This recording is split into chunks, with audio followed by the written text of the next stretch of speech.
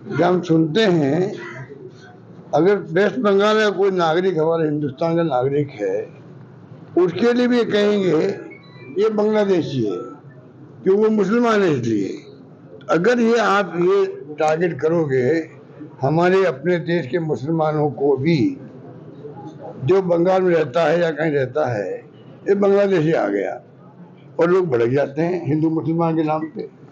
ऐसा डिवाइड कर दिया देश के अंदर कि धर्म के नाम पर आपस में लड़ना कोई उचित नहीं कहा जा सकता।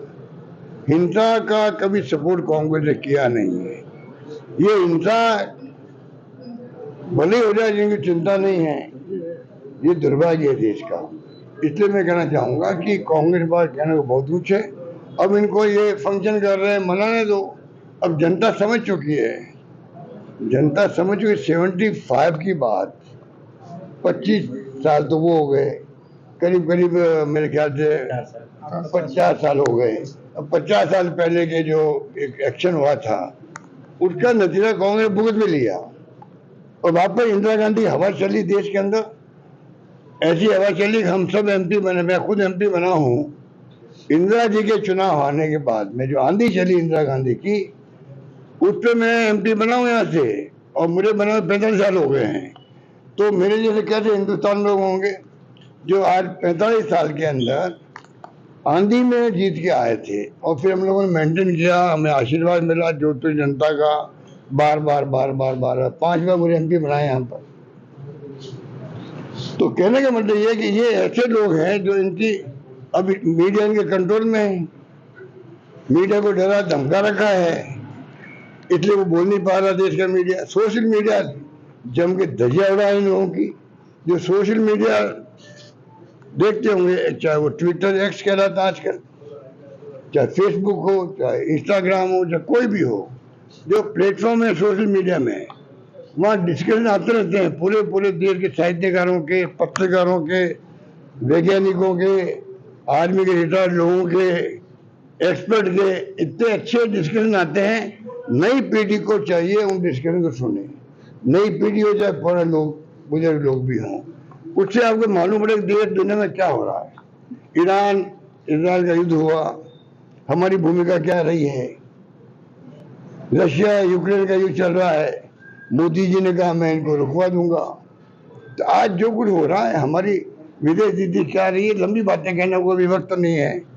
तो मैं यही कहना चाहूंगा कि जो स्थिति बनी देश में, इनके बाद कहना कुछ नहीं है। इमरजेंसी बात तो कई बार चुनाव जीत गई कांग्रेस, कई बार चुनाव जीत चुकी है। अब उसको ये कितने बुलाना चाहिए, बुलाने वाले नहीं है। मुख्यमंत्री जी सरकार ये कह रहे हैं, ये मैं कल कह चुका हूँ, ये हिम्मत की बात है मुख्यमंत्री के लिए, बहुत साहस किया उन्होंने ये कहने का। 5 साल कांग्रेस शासन से ज्यादा काम 1.5 साल में कर दिया। अब पूरा प्रदेश जानता है कि हमारी दुर्गति कैसी हो रही है, कोई सुनवाई करने वाला नहीं। और ये नहीं कि सुनवाई अगर नहीं हो रही है तो शिकायत किससे करें, वो भी नहीं इनको पता, ये भी नहीं पता है। कोई काम हो नहीं रहे हैं। जो हमारी स्कीमें थी शानदार, चाहे बीमा की, स्वास्थ्य की हो, पेंशन 4 महीने मिलती नहीं है, नरेगा को लेकर ये अमित शाह लगातार कह रहे हैं कि कांग्रेस के लोग अलार्म कर रहे हैं। जो आपातकाल को लेकर जो वर्तमान की स्थिति है, भाजपा जो ये कह रही है कि कांग्रेस के लोग जो है इसको राग अला रहे हैं। देखिए, इनकी उपलब्धि में कुछ है नहीं। 11 साल के शासन में ये कुछ करके दिखाया नहीं। जो वादे किए थे 2 करोड़ लोगों को रोजगार देंगे, 15 लाख रुपए खाते में डाल देंगे, आपके आमदनी दुगनी कर देंगे किसानों की, क्या क्या नहीं बोले थे। अगर मोदी जी की स्पीच उससे सुन ले हम लोग तो हमें कहने को आवश्यकता ही नहीं है। ब्लैक मनी लेके आएंगे स्विस बैंकों से, कितनी बड़ी बड़ी बातें की थी, और असत्य बोल के कि 2G स्पेक्ट्रम घोटाला हो गया। कोलगेट का 1,40,000 करोड़ का घोटाला हो चुका है। 11 साल में वो घोटाले कहाँ गए जो आरोप लगाए थे कांग्रेस पर। तो जिस प्रकार से इन्होंने जो कुछ भी लोगों को गुमराह करके बाद में हिंदू मुसलमान करके आप चुनाव जीत जाते हो। पर देश को अगर एक रखना है, अखंड रखना है, तो आपको सभी जाति सभी धर्म के लोगों को साथ लेके चलना ही पड़ेगा। अलग अलग भाषाएं बोलते हैं, दक्षिण में तेलुगु, तमिल, मलयालम, कितनी भाषाएं हैं, बंगाली अलग है, गुजराती अलग है, मराठी अलग है। अब ऐसे मुल्क को अगर एक अखंड रखना है तो तमाम भाषा बोलने वालों को, तमाम जातियों को, तमाम धर्मों को साथ लेकर चलना पड़ेगा। ये कांग्रेस की नीति रही है महात्मा गांधी के जमाने से ही। अब नई पीढ़ी को गुमराह कर रहे हैं, वो हमारे सबके लिए चिंता का विषय होना चाहिए। सच्चाई क्या है? आजकल सोशल मीडिया है, आजकल आर्टिफिशियल इंटेलिजेंस अलग आ गई है। मैं चाहूँगा कि एआई का उपयोग सब लोग करें। एआई नई क्रांति हो रही है दुनिया के अंदर, जिसमें आपको तमाम इंफॉर्मेशन 50 साल पहले की मिल जाएगी आपको। मैं खुद उसको यूज करता हूँ।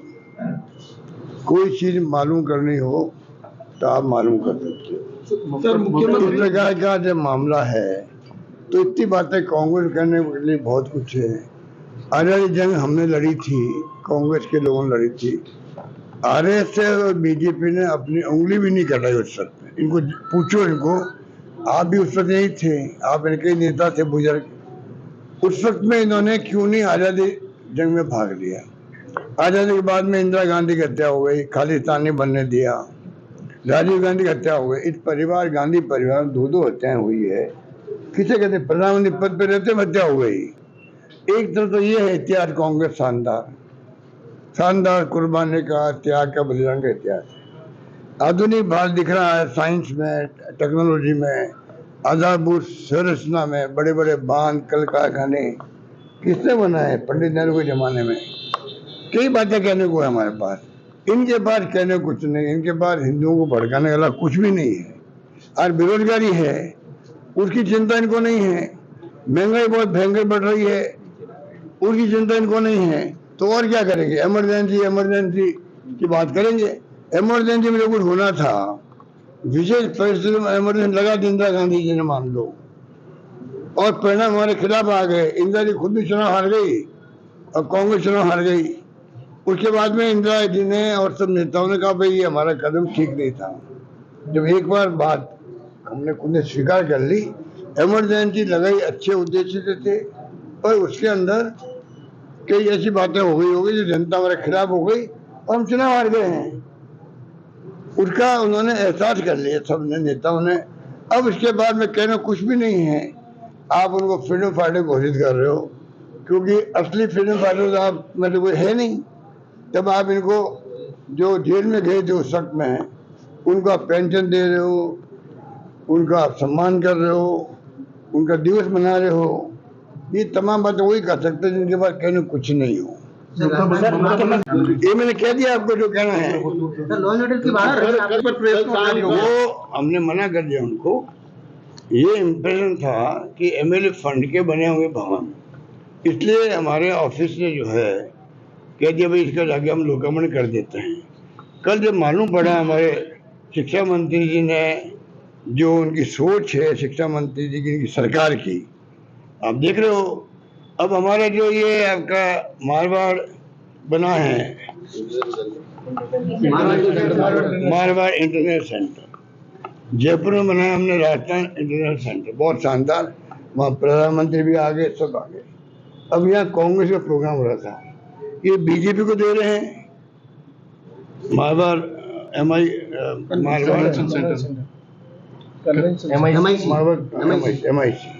और ABP को दे रहे हैं, सबको दे रहे हैं। और कांग्रेस कमेटी गई करने के बाद ऑर्डर करने लग गए, पैसा जमा करने के लिए कह दिया।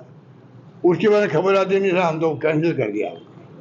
अगर ये जो संविधान बचाओ की बात राहुल गांधी बार बार कर रहे हैं, क्यों कर रहे हैं? यही कर रहे हैं भाई, भवन बनाया सरकार ने, ये कोई किसी की प्रॉपर्टी तो नहीं है, ना मुख्यमंत्री जी की है ना किसी और की है। और आप कैसे मना कर सकते हो एक पार्टी को? या तो कह रहे भाई हम राजनीतिक पार्टी को नहीं देंगे, तो अलग बात थी। पर अगर मान लो उनको दे रहे हैं, हमारे वक्त में बना है, और हमारे वक्त नहीं बना है मान लो, तब भी कोई भी किराया लेना चाहे तो मना कैसे कर सकते आप?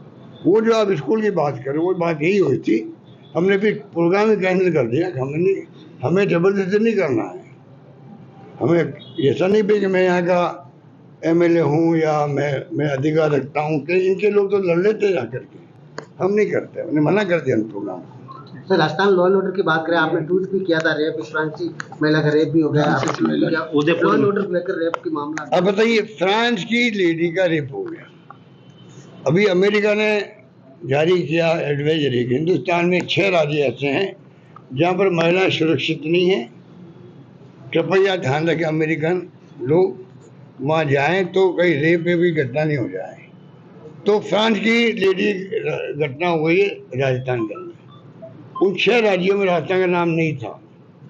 तो मैंने कल आगाह किया मुख्यमंत्री जी को, कोई ऐसा नहीं हो कि ये घटनाएं जो हुई है इससे राजस्थान का नाम भी जुड़ जाए अमेरिका की लिस्ट के अंदर। अब इसमें आलोचना क्या हुई, सच्चाई मैंने उन तक पहुंचाई है, अब उसके बाद में वो बुरा माने तो मैं क्या कर सकता हूँ, ये स्थिति है।